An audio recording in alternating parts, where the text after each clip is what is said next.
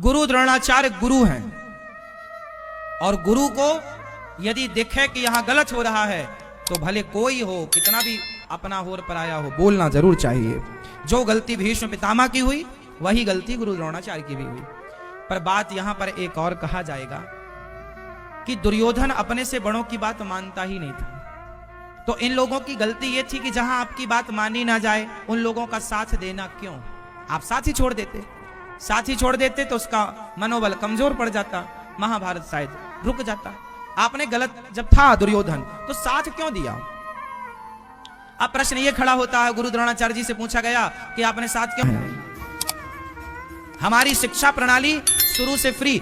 राम जी पढ़े वशिष्ठ जी के यहां, बताओ राम जी से वशिष्ठ जी ने क्या शुल्क लिया?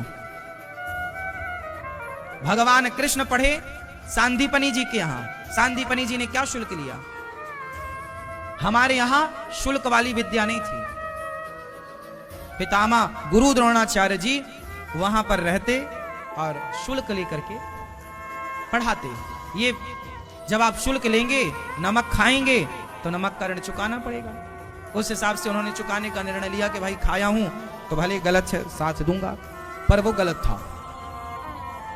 इसलिए हम आपसे एक बात यहां और कहेंगे कि भगवान करें कि आपको कभी किसी से 1 रुपए लेने की जरूरत ना पड़े।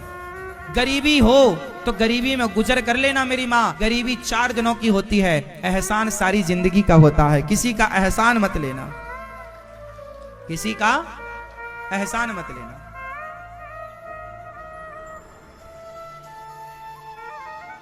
महाभारत में चक्रव्यूह की रचना गुरु द्रोणाचार्य ने की थी, जिसमें अभिमन्यु मारे गए थे। जबकि युद्ध का नियम था कि एक योद्धा से एक योद्धा ही युद्ध करेगा। जब अभिमन्यु निहत्थे थे और वो एक अकेले बच्चे थे और उनसे 7 महारथियों ने युद्ध किया, वहां गुरु द्रोणाचार्य भी थे। इन्होंने गलत होते देखा और देखा नहीं, गलत किया। इसलिए इनका भी धृष्टद्युम्न ने अधर्म से सिर काटा। गुरु द्रोणाचार्य ने भी गलतियां की थी। गलती क्या थी? एकलव्य का अंगूठा मांग लिया था इन्होंने, ये भी तो गलती थी। आप क्यों किसी का अंगूठा मांगे? और जब आपने अंगूठा मांगा तो आपको सिर दे करके उसका ऋण चुक पड़ा। तुमने अंगूठा कटवाया तो तुम्हारी भी गर्दन कटेगी। वो कटी गुरु द्रोणाचार्य की गर्दन अंत में। तो हिसाब तो देखो, भगवान के घर देर है। चाहे वो पितामह हो, चाहे गुरु द्रोणाचार्य हो, चाहे शुकनी हो, चाहे धृतराष्ट्र हो, सबको भगवान ने दिया परिणाम सबके अपराधों का। इसलिए गलत ना करना रे बाबा, देख रहा है तुझे, लाख आंख से देख रहा है तुझे देखने वाला। सच की खेती कर ले चतुर नर, समय गुजरता जाता। चलो एक नाम और छूट रहा है, मुझे लगा साल कोई बताए।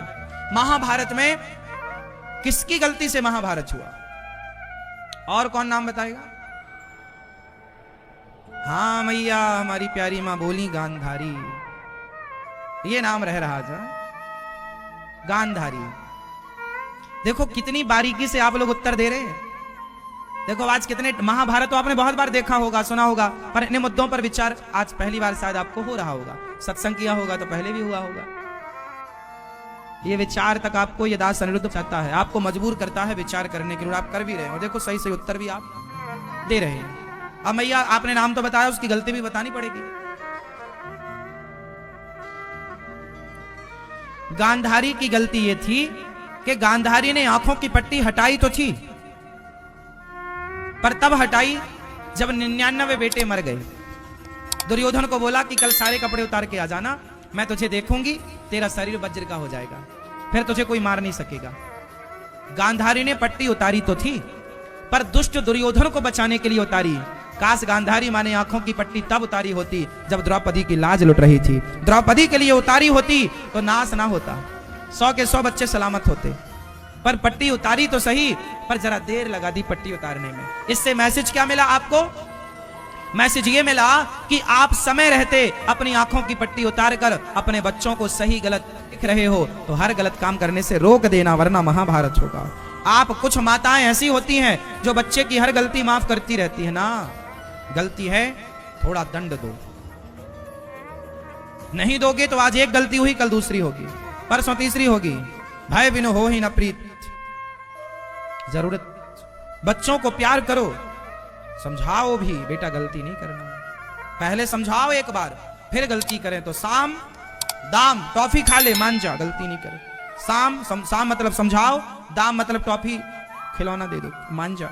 साम दाम, नहीं माने टॉफी खिलौनों से, नहीं माने समझाने से, तो दंड, 2 थप्पड़ चाहता है गाल में, दंड। हाँ या ना? साम दाम दंड। और फिर भी ना माने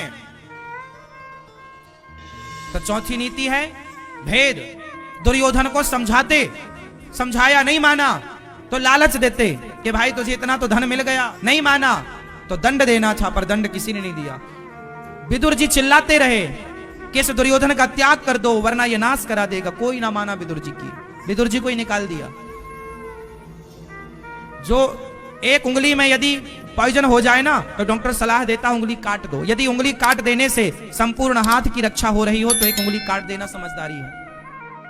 एक हाथ में पॉइजन हो गया, एक हाथ को काटने से यदि पूरे संपूर्ण शरीर की रक्षा हो रही है तो उस अंग को काट देना चाहिए। हाँ या ना?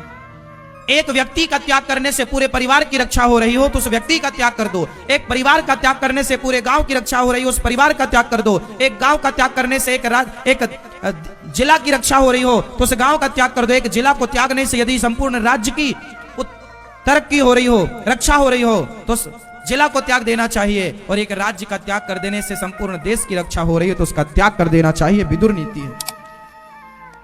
एक व्यक्ति के त्याग से यदि आपका पूरा संपूर्ण सब कुछ बच रहा है तो त्याग देना चाहिए।